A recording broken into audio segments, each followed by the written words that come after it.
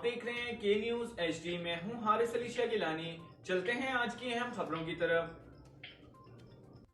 رخ کریں گے اسلام آباد کا، جہاں سے رپورٹ کر رہے ہیں ہمارا نمائندے یاسر ملک۔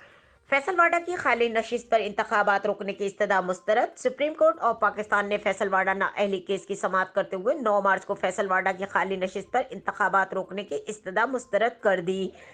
چیف جسٹس پاکستان عمر عطا بندیال نے سماعت کرتے ہوئے کہا کہ الیکشن کمیشن منتخب نمائندوں کو تاحیات نااہل قرار دے سکتا ہے یا نہیں، اس پر وضاحت ضروری ہے۔ سپریم کورٹ نے کہا کہ الیکشن کمیشن جوڈیشنل اختیارات کس حد تک استعمال کر سکتا ہے، اس کا فیصلہ ضروری ہے۔ یہ اپنی نوعیت کا پہلا کیس ہے۔ عدالت نے کہا کہ اس کیس میں الیکشن کمیشن کے دائرہ اختیار کو دیکھنا ہوگا۔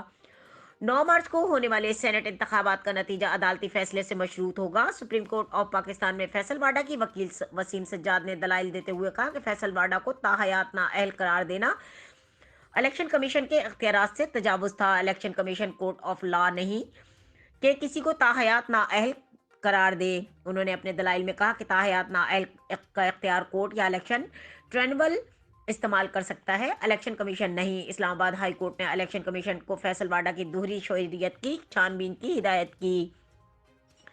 چیف جسٹس پاکستان عمر عطا بندیال نے کہا، الیکشن کمیشن کا نااہلی کا فیصلہ دوہری شخصیت سے متعلق ہے۔ عدالتی فیصلوں میں قرار دیا جا چکا ہے، پبلک آفس ہولڈر کی دوہری شخصیت کی سنگین نتائج ہو سکتے ہیں۔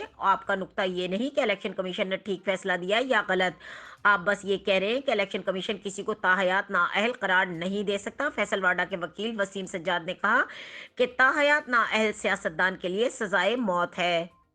مزید خبروں اور اپڈیٹس کے لیے ہمارے ساتھ رہیے گا، تب تک کے لیے اپنا خیال رکھیے گا۔ اللہ حافظ۔